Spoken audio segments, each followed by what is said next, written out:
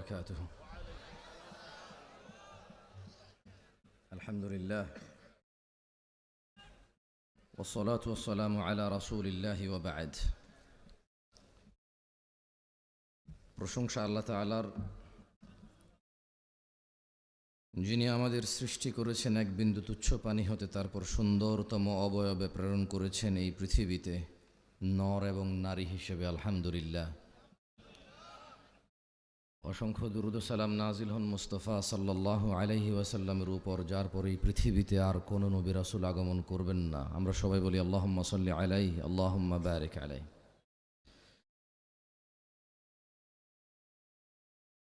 কর্তৃপক্ষ আমাকে বলেছিল যুব সমাজের অবক্ষয় নিয়ে কথা বলতে এবং এর প্রতিকার নিয়ে।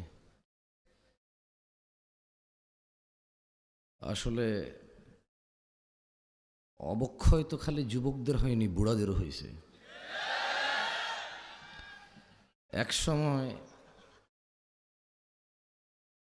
সময় তো কমেডিয়ান শ্রোতা ছিল না, বক্তব্য শুনতো কোরআন সুন্নাহ থেকে।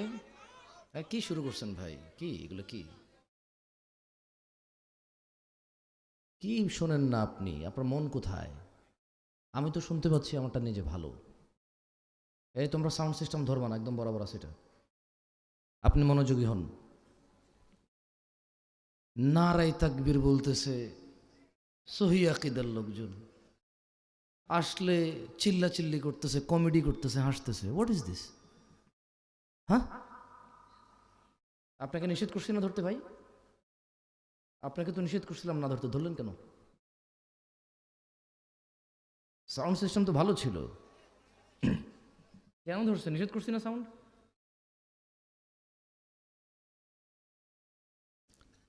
কি মানে হুজুররা এসা বলে ওয়ামাই ইউশরিক বিল্লাহ ফাকাদ যাল্লা দালালাম বাঈদা, যে শিরিক করলো সেই পথভ্রষ্ট হইল, শিরিক ছাড়া সব গুনাহ আল্লাহ মাফ করে দেবে, এই জন্য যাতা শুরু করে দিয়েছেন নাকি? অবাক কাণ্ড। চেরাগের নিচে অন্ধকার। আজকে এই বক্তব্যে, যেহেতু গত 2-1 বছরে বক্তব্য দেই না বললেই চলে, তো এইখানে উপস্থিত হয়ে বুঝলাম যে চেরাগের নিচে আলো, এটার বাস্তব প্রমাণ। তামাশা করতেছেন আপনারা, হাসতেছেন, হুই হাই। লা হাওলা ওয়ালা কুওয়াতা ইল্লা বিল্লাহ। ইত্তাকু রাব্বাকুম ইয়া নাস। আল্লাহকে ভয় করেন হাক্কা তুকাতিহ, যেভাবে ভয় করা উচিত। হাক্কা তুকাতিহ। এই তোমরা সাউন্ড সিস্টেমটা ধরতে আমি না করছিলাম তোমাদেরকে। আগে যেরকম ছিল শুরুতে ওই সেটিংয়ে নিয়ে যাও। আমি উঠছি যখন, যেই সেটিংটা ছিল ওইখানে নিয়ে যাও। বিরক্ত লাগছে এখন, এটা কানের মধ্যে এসে লাগতেছে। আর শ্রোতারও দোষ নাই। কি হাসির কি হয়েছে এখানে? কি হাসি মানে কি? হাসতেছেন কেন আপনি? বুঝতেছি না তো। আপনারা বললেন সাউন্ড বাড়াইতে, উনি সাউন্ড বাড়াইছে, এখন কা করে খালি এটা। বিসমিল্লাহ। ঠিক আছে বিসমিল্লাহ। তো যুবকের অবক্ষয় নিয়ে কি কথা বলবো? সবাই এখানে বিগড়ায় আছে নিজ নিজ মনোকামনায়, নিজ নিজ পছন্দ অনুযায়ী। যে তারপরও যুবকদেরকে নিয়েই বলি, কারণ 50 বছরের পুরুষও নিজের যুবক মনে করেই পরকিয়া করে, বুড়া মনে করে না। ও বলে যে বয়স বাড়লে কি হয়েছে, মন তো আমার এখনো যুবক। আরে ভাই, আপনারা ঠিক কইতে কইছি আমি? তাহিরি শ্রোতা আপনারা, হ্যাঁ? তো তাইলে ঠিক বেঠিক বলতেছেন কেন? তো জিজ্ঞেস তো করি নাই ভাই। সরি ভাই, কিছু করার দেয়। ওই যে ভিডিও ম্যানরা বলবে যে জামশেদ মজুমদার কি অহংকার নিয়ে কথা বলে, মানুষের তুচ্ছ করে কথা বলে। আরে এগুলা ওনারা কি করতেছে এখানে? আসতে ইসলাম শিখতে আসে, ঠিক বেঠিক আপনি সিদ্ধান্ত দিবেন। এই যখন থেকে শ্রোতারা ঠিক বেঠিক সিদ্ধান্ত দিচ্ছে, তখন থেকে বক্তারা যা খুশি তা বলে যে ঠিক কিনা, লোকে কয় ঠিক হয়ে যায়, শেষ। আর কোনো মানদণ্ড নাই ঠিক বেঠিকের, কোনো কোরআন সুন্নাহ থেকে দলিল প্রমাণ লাগে না। খালি বক্তা কবু ঠিক কিনা, শ্রোতা কবু ঠিক, এই ঠিক, ব্যাস। যুব সমাজের অবক্ষয়তার কারণ যদি নিয়ে কথা বলি, সবগুলো তো দূরের কথা, 10টা 5টা কারণ তো দূরের কথা, যদি খালি যুবকের নেশার বিষয়ে কথা বলি তো কতক্ষণ বলা সম্ভব? কতক্ষণ বললে নেশার বিষয় বলে শেষ করা সম্ভব? আর আমি বা কতটুকু জানি কতটুকু অধঃপতন হয়েছে। যুবতীর বেপরদা, পর্দাহীনতা, এইটা নিয়ে যদি কথা বলি তাহলে কতক্ষণ বলা সম্ভব? কতটুকুই বা বলার জ্ঞান রাখি? উলঙ্গ থেকে মানুষ বেপরদা থাকতো, তারপর মানুষ জামা কাপড় পরল, ওগুলো পরে এখানে সেখানে এমন ডিজাইন করছে উলঙ্গর চাইতে বেশি ভালগার দেখা যায়। তারপর কিছু মানুষ বোরখা বানানো শুরু করলো, স্ট্রবেরি কালার, পিঙ্ক কালার, বুকের সামনে ফুল, নাভির নিচে ফুল, কোমরের মধ্যে পিতা দিয়ে টাইট করে বান্দা দিয়া হাত এভাবে তুইলা মেয়েরা মাদ্রাসার হাঁটে এখন। তো যুবতীর,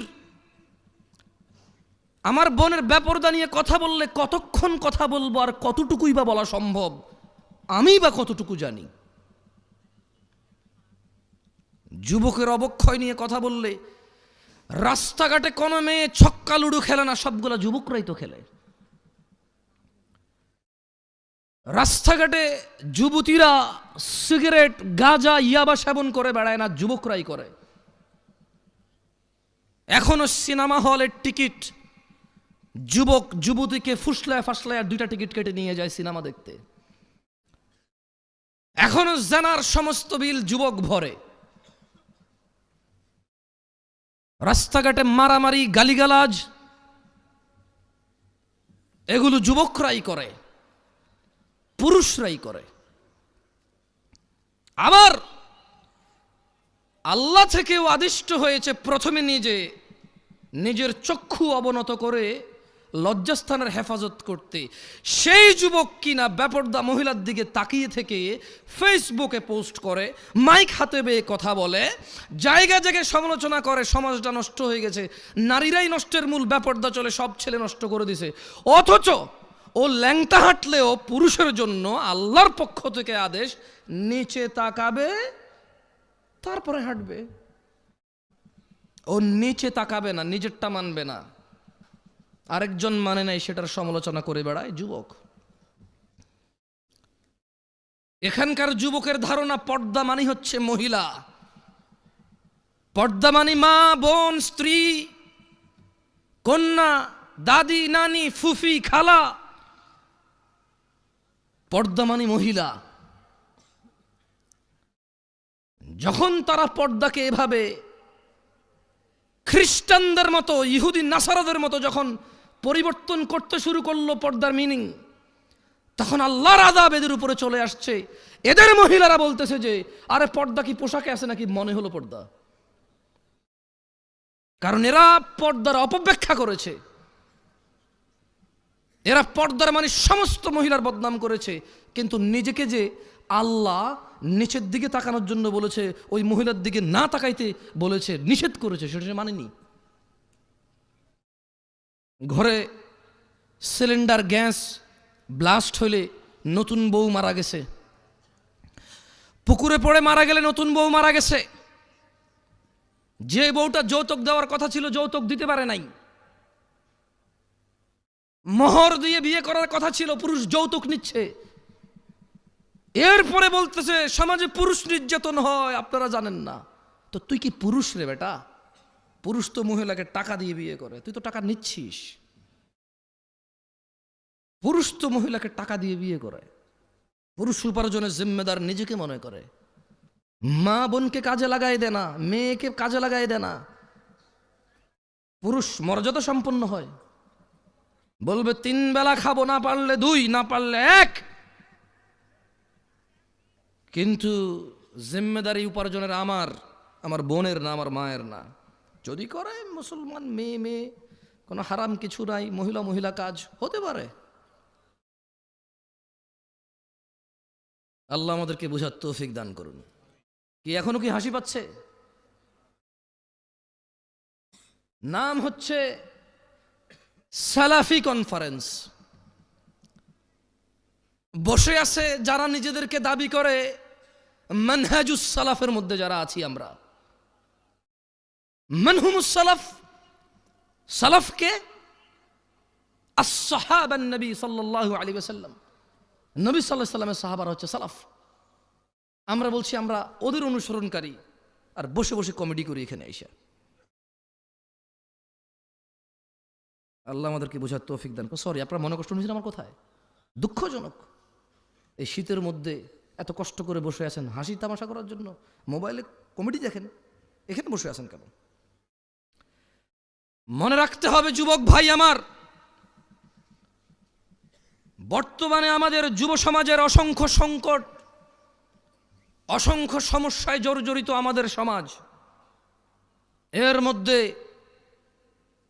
নাম্বার 1 আর নাম্বার 2, কোনটা 1 নাম্বার কোনটা 2 নাম্বার এটা বলা কঠিন হয়ে যাবে। নেশা আর জেনা, জেনা 1 নাম্বার নাকি নেশা 1 নাম্বার এটা বলা কঠিন হয়ে যাবে, এমন ব্যাপক হারে হয়েছে।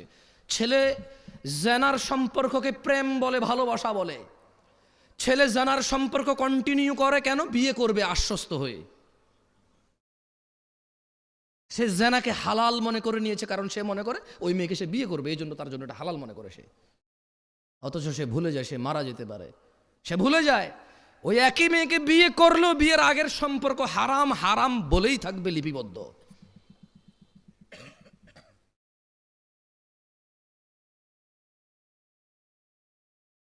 যুব সমাজ মাদকের মরণ নেশায় মেতে উঠেছে। বর্তমান সময়ে অধিকাংশ যুবক মাদকে আক্রান্ত, ধ্বংসের অবলীলায় নিপতিত হতে দেখা যায়। বিভিন্ন ধরনের মাদকের সয়লাভ যুবকদের মধ্যে ছড়িয়ে পড়াতে তারা কোনো না কোনো উপায়ে নেশাগ্রস্ত হয়ে পড়েছে।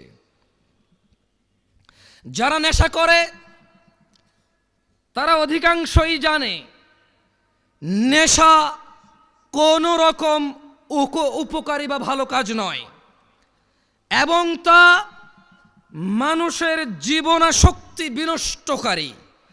এইসব জেনে শুনেও যুবক মাদকাসক্ত নেশার অন্ধকার জগতের মধ্যে থাকতে চায়। ও থাকতে চায় নেশায় বিভোর হয়ে, উদাসীনতায় মেতে থাকতে চায়, এটা জেনেও যে নেশা ওকে ধ্বংসের সর্ব উচ্চ পর্যায়ে নিয়ে যাবে, ধ্বংসের সর্বশেষ পর্যায়ে নিয়ে যাবে, এটা ও জানে, তারপরও সে মেতে থাকতে চায় নেশায়। মাদকাসক্ত তরুণ প্রজন্ম ধর্ম কর্ম সব কিছু বিসর্জন দিয়ে হতাশাকে, স্যাডনেসকে, সরৌনেসকে আপন করে নিতে চায়, সঙ্গী করে নিতে চায়। জীবনের চলার পথ থেকে বিভ্রান্ত হয়ে পড়েছে এবং বিবেক বুদ্ধি হারিয়ে সামাজিকতা থেকে দূরে সরে যেতে চায় যুবক, নেশায় আসক্ত হয়ে, নেশাকে আপন করে নিয়ে। অথচ মুসলমানের সন্তান জুমআ পড়ে, খুতবা শোনে, ওয়াজে আসে, মক্তবে পড়েছে, মাদ্রাসায় পড়েছে, ওর পরিবারের কেউ না কেউ মাদ্রাসায় পড়েছে, ও ওয়াজ শুনে ইউটিউবে, তারপরেও সে ইসলামের বিধিবিধান সম্পর্কে গাফেল ও বেপরোয়া। অথচ ইসলাম মানুষকে নেশা গ্রহণ, মাদক সেবন হতে সম্পূর্ণ নিষেধ করে। মানুষকে ধ্বংস ও করুণ পরিণতি হতে রক্ষা করার জন্য ইসলামী অনুশাসন মেনে চলার কোনো বিকল্প নেই যুবক ভাইয়েরা। তাই আমাদের জানতে হবে ইসলাম মাদক সম্পর্কে কি কি দিক নির্দেশনা দিয়েছে। কি ঠিক কিনা বলতেছেন না যে কি খারাপ লাগতেছে? তা 2-3 বার জিজ্ঞেস করে নি, বলেন, তাহলে ঠান্ডা হয়ে যাবেন। বলবেন যে এত কষ্ট করে ওনার লাগে বসে আছি, উনি একটাবারও ঠিক কিনা করলো না, ঠিক বলতে পারলাম না। আজকে তো ওয়াজ যে ঠিক হয়েছে স্বীকৃতি দিতে পারলাম না, সার্টিফিকেট দিতে পারলাম না, ঠিক কিনা? ভালো হয়েছে, ঠিক আছে, আর ভালো লাগবে না।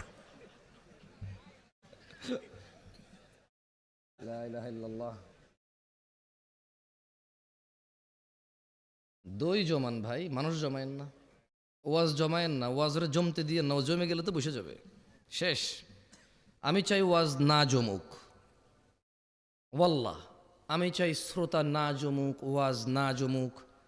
আমি চাই আল্লাহর এই পৃথিবীতে কত নবী রাসূল প্রেরণ করেছে, যাদের উম্মত খুবই অল্প সংখ্যক, কিন্তু তারা অসফল নয়।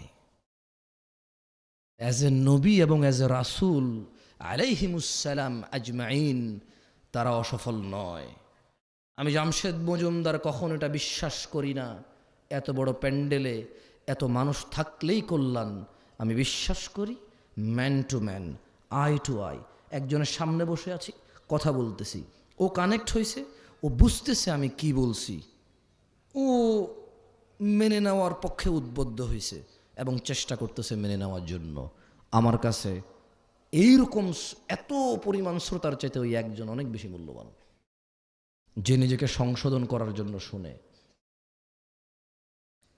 যে সংস্কৃতি মাহফিল একটা বাৎসরিক সংস্কৃতি আদায় করতে আসে না, যে দিন শিখতে আসে, সে আমার কাছে বেশি মূল্যবান। যাই হোক, ইসলাম মাদক সম্পর্কে আমাদের যে দিক নির্দেশনা দেয় তা সম্পর্কে জানা অত্যন্ত জরুরি। আপনার কি মাইকটা কি আবার চেঞ্জ করছেন সাউন্ড?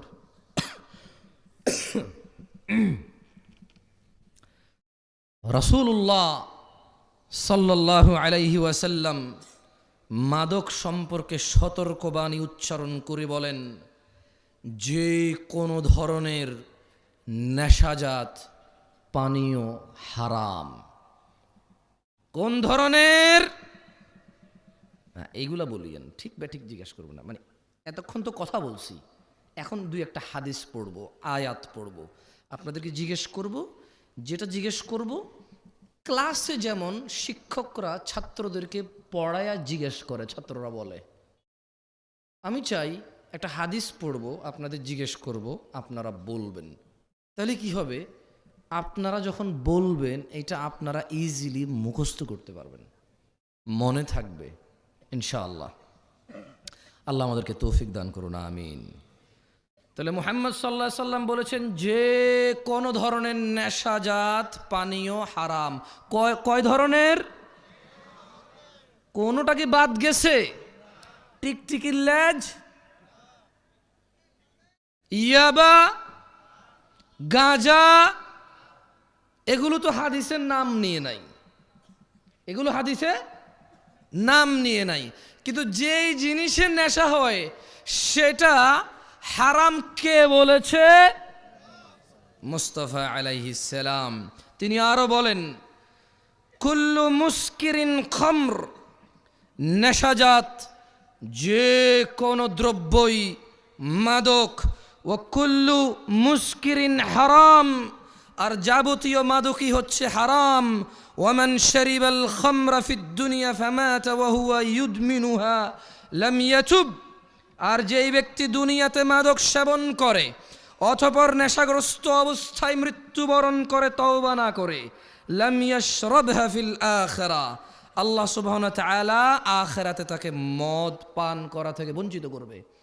তাহলে আমরা বুঝলাম আনার জান্নাতি ফল, আঙ্গুর জান্নাতি ফল, মদও জান্নাতি পানীয়। মদ কি? মদ কি? জান্নাতি পানীয়। তবে জান্নাতি পানীয় যে মদ, ওখানে নেশা নাই।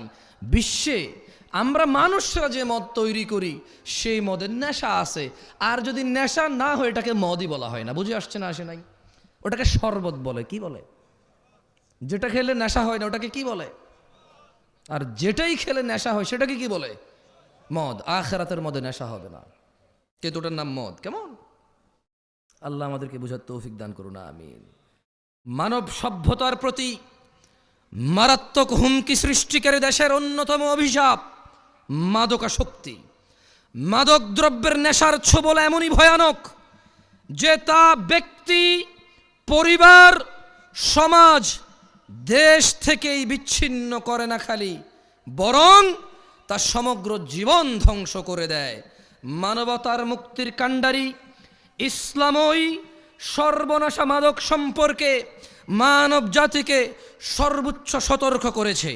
মানুষ যাতে মাদক থেকে দূরে থাকে তার জন্য মাদক সেবনে এই নেশাগ্রস্ত ব্যক্তির জন্য ইসলাম শাস্তির ব্যবস্থা করেছেন, ঘোষণা করেছেন, যাতে মানুষ আল্লাহকে পরোয়া করে, যাতে মানুষ জান্নাতকামীরা, জান্নাতের মনোবাসনা যাদের ভিতরে আছে, যারা জাহান্নাম থেকে বাঁচতে চায়, যারা রক্ত পুজ খেতে চায় না, যাদের ইচ্ছা নেই মাথার উপরে আল্লাহ গরম পানি ঢেলে দেবে আর টকবক টকবক করে এটা উতরাবে, যাদের এমন ইচ্ছে নেই জাক্কুম ফল খাওয়ার, জাক্কুম কাটা খাওয়ার, যাদের এমন ইচ্ছে নেই হুতমাতে যাওয়ার, ওয়াইলে যাওয়ার, আগুনে প্রবেশ করার, ইসলাম তাদের জন্য ওয়ার্নিং দিয়েছে মদের বিষয়। কি বলেছে?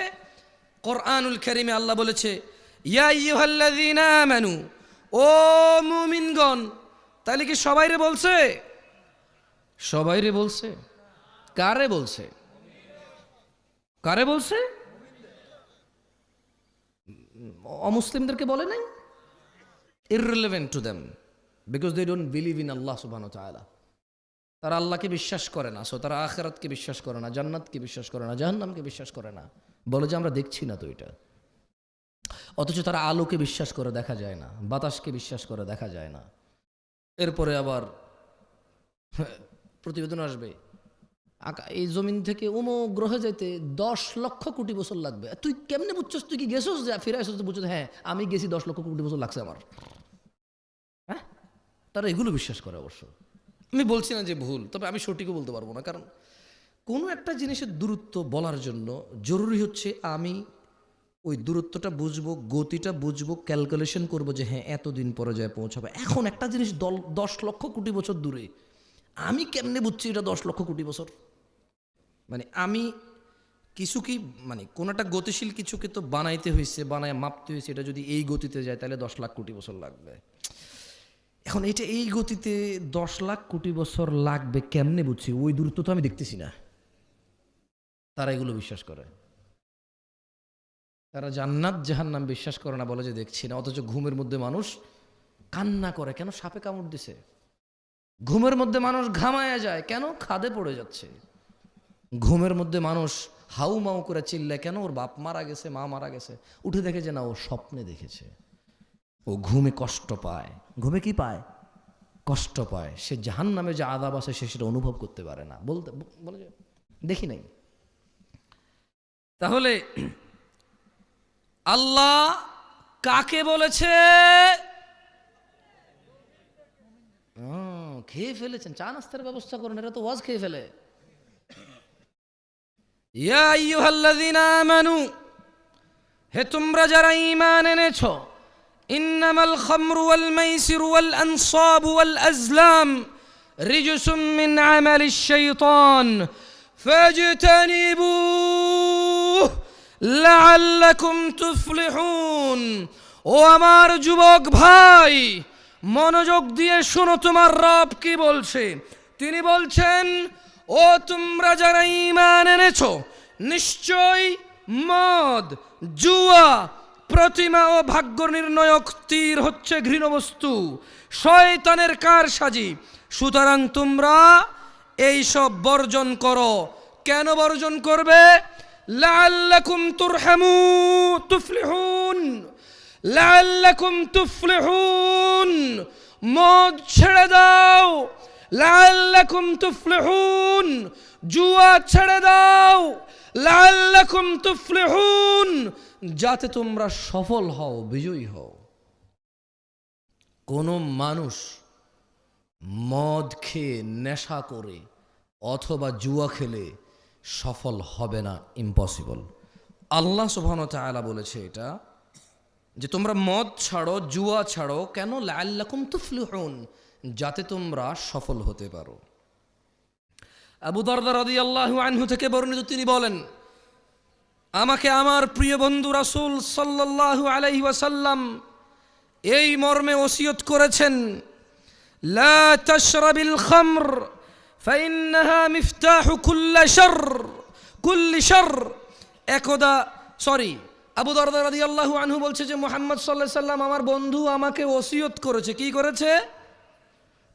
কি করেছে? আপনি ঠিক বলতে বলতে অভ্যস্ত তো, ওইটাই খালি বলেন, অন্য কিছু আর বলেন না। কি করেছে? ওসিয়ত করেছে। আমার সাথে পড়েন হাদিসটা, বলেন আবু দারদা রাদিয়াল্লাহু আনহু থেকে বর্ণিত, না জোরে বলেন, আবু দারদা রাদিয়াল্লাহু আনহু থেকে বর্ণিত। তিনি বলেন, আমাকে আমার প্রিয় বন্ধু রাসূলুল্লাহ সাল্লাল্লাহু আলাইহি ওয়াসাল্লাম এই মর্মে ওসিয়ত করেছেন, লা তাশরাবিল খামরা। ও আবু দারদা, তুমি কখনো মদ পান করিও না। ফাইন্নাহা মিফতাহু কুল্লি শার, কারণ মদ, নেশা সকল অকল্যাণ, সকল খারাপ, সকল পাপের চাবিকাঠি। বুঝছেন না? বুঝেন নাই? মানে একজন মানুষ যদি নেশা করে, এই পৃথিবীতে আর এমন কোনো খারাপ কাজ নাই যেটা তার দ্বারা সম্ভব না। এটা কি আমি বলছি? আবু দারদা রাদিয়াল্লাহু আনহু বলছে। ওনাকে ওসিয়ত করেছে কে? আবার খাইছে, আর একটু যা নাস্তা দেন এদেরকে। ওসিয়ত করেছে কে? মুস্তাফা আলাইহিস সালাম। ওসিয়ত করেছে কে? রাহমাতাল লিল আলামিন। কে? ইমামুল আম্বিয়া। কে? ইমামুল মুরসালিন। কে? খাতামান নবিয়্যিন। কে? ওসিয়ত করেছে যে ও আবু দারদা, তুমি নেশা করিও না। তুমি যদি নেশা করো তাহলে এটা সকল পাপের, সকল অকল্যাণ, সকল অঘটনের চাবিকাঠি হচ্ছে এই নেশা। তাইলে ছোট্ট একটা গল্প বলি বনি ইসরাইলের। কেমন? আল্লাহ নবী সাল্লাল্লাহু আলাইহি ওয়াসাল্লামও বলেছে যে তোমরা বনি ইসরাইলের গল্প বলো, তবে মিথ্যা বলিও না। কি বলিও না? মানে বানায় বানায় বলিও না। তাহলে আমি কি ছোট্ট একটা বনি ইসরাইলের গল্প বলবো? আপনাদের কষ্ট হয়ে যাচ্ছে, আমি বক্তব্য ছেড়ে দেবো ইনশাল্লাহ 2-1 মিনিটের মধ্যে। আপনি না গেলেই বলি, আর কত মানুষ কষ্ট পাইতেছে। আপনি চালান, আমি পারবো না এত বেশি চালাইতে। বেশি চালাইলে ব্রেক ধরবে না, পরে ডাইরেক্ট 120 গতিতে মারলে 30-40 পিছিয়ে এসে মেরে দিবে গাড়ি। একদা বনি ইসরাইলের জৈনিক রাষ্ট্রপতি, মানে একজন সরকার প্রধান বা রাজা, ওর যুগের, মানে ওই রাজা তার সময়ে একজন আবেদ, বুজুর্গ মানে বুঝেন, নেককার মানুষ। কি মানুষ? নেককার মানুষ। তো ওই রাষ্ট্রপতি ওর যুগের একজন নেককার মানুষকে 4টি কাজের যে কোনো একটি কাজ করতেই হবে বাধ্য করেছে। যদি না করে ওকে হত্যা করবে। তাহলে বনি ইসরায়েলের একজন রাষ্ট্রপতি একজন বুজুর্গ নেককার মানুষকে কয়টি কাজ করতে বলছে? না, এই যে খেয়ে ফেলছেন, 4টির যে কোনো একটি, মানে করতেই হবে। 4টির যে কোনো একটি হলেও করতে হবে। তো তাকে কি বললো? তাকে বললো যে শোনো, তুমি হয় মদ খাবা, অথবা মানব হত্যা করবা, মানুষকে খুন করবা, অথবা শূকরের মাংস খাবা, অথবা তুমি কি করবা? জেনা ব্যভিচার করবা। তাহলে লোকটা কি আমাদের মতো কেউ ছিল? কি ছিল? ফরহেজগার। মাশাআল্লাহ। তাহলে ঠিক আছে, এবার ওয়াজ শুনতেছেন আপনারা। মাশাআল্লাহ, তাবারাকাল্লাহ। শেখ আব্দুল্লাহকে নিয়ে আসেন, আমি কিছুক্ষণের মধ্যে ছেড়ে দেবো, তো ওনাকে নিয়ে আসেন। তাহলে লোকটা ফরেজগার ছিল, ওকে কয়টা জিনিসের যে কোনো একটা করতে বাধ্য করেছে? 4টার। 1 নেশা, কি? 2 হত্যা, 3 ব্যভিচার, 4 শূকরের মাংস। এখন ওকে বলছে যে তুমি যে কোনো একটা হইলেও করতে হবে, নাহলে তোমাকে হত্যা করা হবে।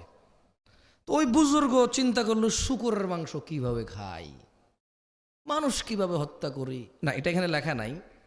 বুজুর্গ হয়তো 4টার মধ্যে বাধ্য ছিল, ওকে ওর রাষ্ট্রপতি বলতেছে যে তুমি এটার যে কোনো একটা করতেই হবে। তো জীবন বাঁচানোর জন্য নির্বাচন করেছে মদকে। মানে শূকরের থেকে ইজি না। আর মুসলমানদের মধ্যে কে কে হাত তোলেন তো, কে কে শূকর খাইছেন? এ পুরো গ্রামে মুসলমান সমাজে শূকর জবাই হয়? গাঁজা পাওয়া যায় কিনা? হ্যাঁ, দেখছেন ওই বুজুর্গেরও একই অবস্থা হয়েছিল। আর হাসতেছে, আবার হাসতেছে, এটা কমেডি বুজুর্গ। আরে ভাই, একটু বিবেচনা দিয়ে চিন্তা করেন না। আপনি যেরকম নেশাকে শূকরের চাইতে ভালো মনে করেন, মানে শূকর এতটাই আমরা ঘৃণা করি, আলহামদুলিল্লাহ, আল্লাহর প্রশংসা, প্রপার আমরা এই সমাজে এটা দেখি না। আছে সুদখোর পর্যন্ত শূকর খায় না। সুদ খাওয়া কি, শূকর খাওয়া কি? শূকর খাইলে গুনাহ কার লগে? সুদ খাইলে গুনাহ আল্লাহর লগেও মানুষের লগেও। সুদের গুনাহ মাপ পাওয়া বেশি কঠিন। ঘুষ খাওয়া কি,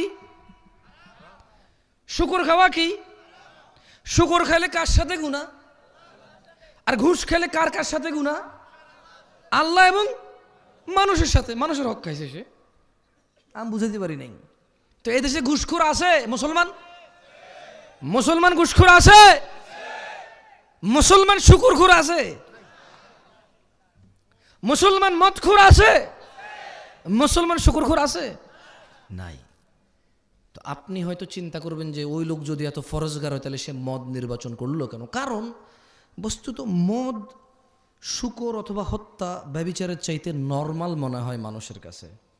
এটা মানুষের কাছে মনে হয়। কার কাছে মনে হয়? আপনাকে একটা কথা বলি, মনে হওয়ার কারণ আছে। যে অপরাধটা যত বেশি ভয়ানক, শয়তান ওইটাকে তত সহজ করে, তত সুশোভিত করে তুলে দেখায়। বুঝছেন? তো ওই ফরেজগার লোক কি নির্বাচন করেছিল? মদ নির্বাচন করেছে। পরিশেষে উক্ত ব্যক্তি বাধ্য হয়ে মদ পানকে সহজ মনে করে তা করতে রাজি হলো। কিন্তু যখন সে মদ খেলো, মদ খাওয়ার পর সে সম্পূর্ণ মাতাল হয়ে বাকি 3টা কাজও সে করছে। কারণ মদ খেলে বিবেক চলে যায়। মদ খেলে কি চলে যায়?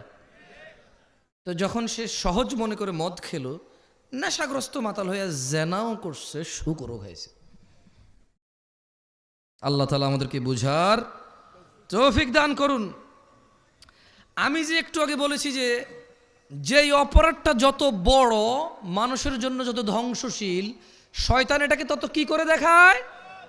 সুন্দর করে দেখায়। দেখেন আল্লাহ কি বলে কোরআনুল কারীম, আউযু বিল্লাহি মিনাশ শাইতানির রাজিম। ইন্নামা ইউরিদুশ শাইতান إنما يريد الشيطان أن يوقع بينكم العداوة والبغضاء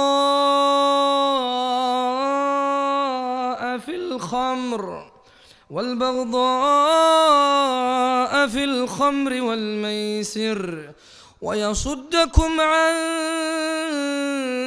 ذكر الله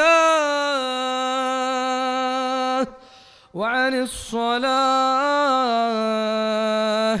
فهل أنتم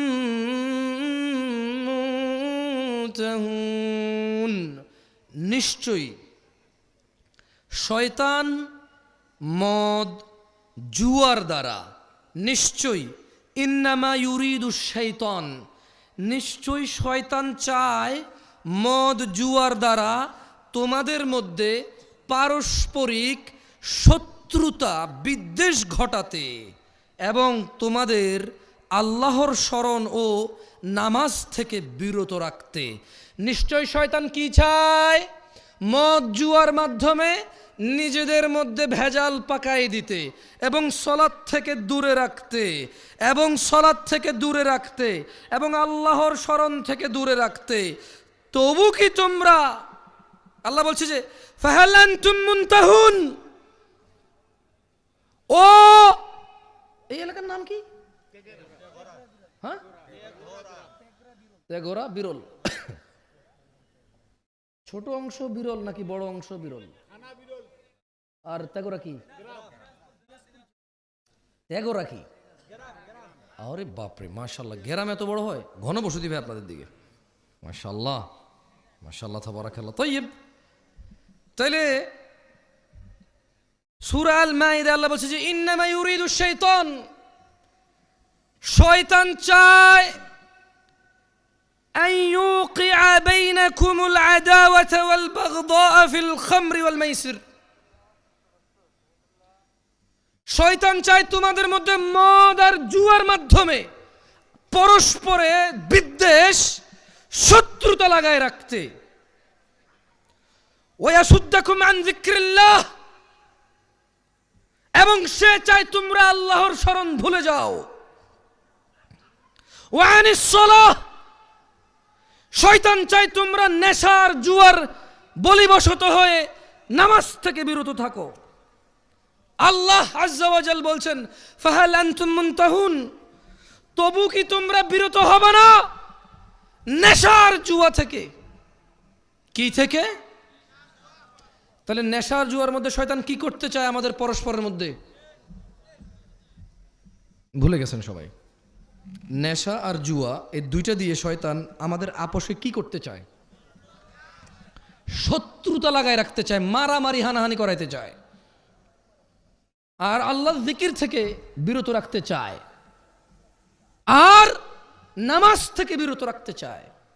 আল্লাহ খুব সুন্দর করে প্রশ্ন করেছে, ও বিরলবাসী, আল্লাহর প্রশ্নের কি উত্তর দিবা? দিবা? দিবা? আল্লাহ বলছেন ফাহাল আনতুম মুনতাহুন,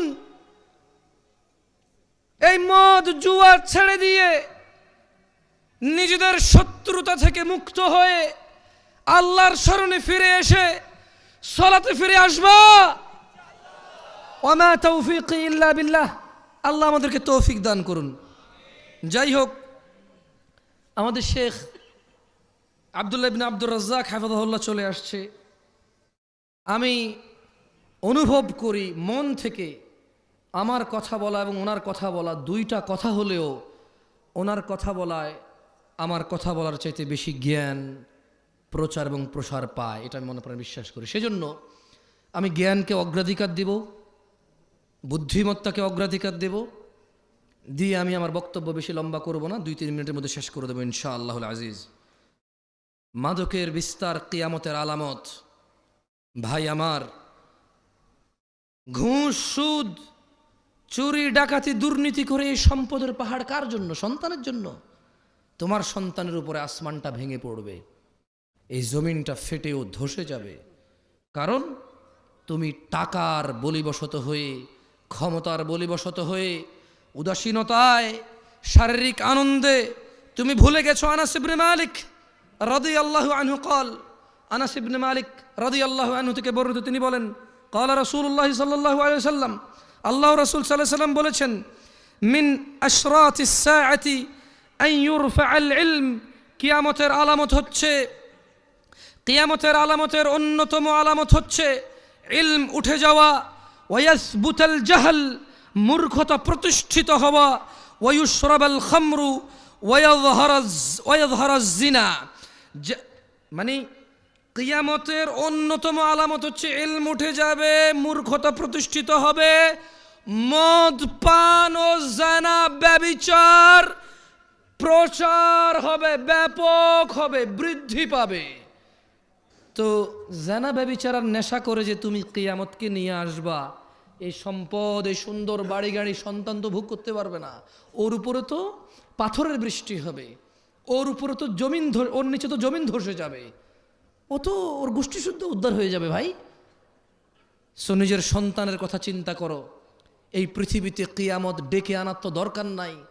আল্লাহ যেই অন্যায়গুলো করলে পৃথিবীকে আর টিকায় রাখবে না, সেই অন্যায়গুলো থেকে আল্লাহ আমাদেরকে বিরত হওয়ার তৌফিক দান করুন। এই পৃথিবীতে আমরা আমাদের সন্তান সন্ততি সহ আল্লাহর ইবাদত করে, আল্লাহকে সন্তুষ্ট করে, আল্লাহর সন্তুষ্ট চিত্তে আল্লাহর সাথে সাক্ষাৎ করার আল্লাহ তাআলা আমাদেরকে তৌফিক দান করুন। আমি আল্লাহ সুবহানাহু ওয়া তাআলার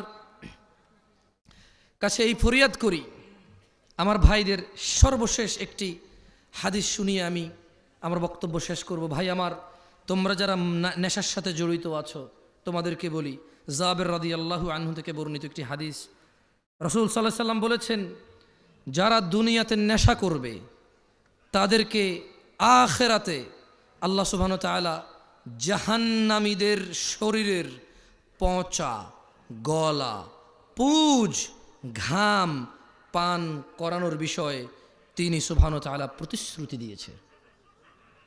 যারা নেশা করবে, নেশাখোরদের আখিরাতে আল্লাহ সুবহানাহু ওয়া তাআলা জাহান্নামীদের পচা, গলা, পুজ, ঘাম খাওয়াবে। আল্লাহ তাআলা আমাদেরকে এই আযাব সম্পর্কে হৃদয়ে অনুভূতি দিয়ে ওনার কাছে বিগত দিনের বিষয়গুলোর জন্য ক্ষমা চেয়ে ওনার দরবারে আল্লাহ সুবহানাহু ওয়া তাআলা আমাদেরকে ওনার সাথে সাক্ষাতের তৌফিক দান করুন, আমিন। আকুলু কওলি হাযা ওয়াস্তাগফিরুল্লাহ লি ওয়া লাকুম ওয়া লিসাইরিল মুমিনিনা ওয়াল মুমিনাত ফাস্তাগফিরু ইন্নাহু হুয়াল গফুরুর রহিম। আমি আল্লাহর কাছে দোয়া করি, আল্লাহ তাআলা আমাকে ক্ষমা করুন এবং আপনাদেরকে ক্ষমা করুন। আপনারাও আল্লাহর কাছে দোয়া করিয়েন, আল্লাহ আপনাদের ক্ষমা করুক এবং আল্লাহ আমাকে ক্ষমা করুক। সুবহানাকা আল্লাহুম্মা ওয়া বিহামদিকা আশহাদু আল্লা ইলাহা ইল্লা আনত আস্তাগফিরুকা ওয়া আতুবু ইলাইক। ওয়াসসালামু আলাইকুম ওয়া রাহমাতুল্লাহি ওয়া বারাকাতুহু।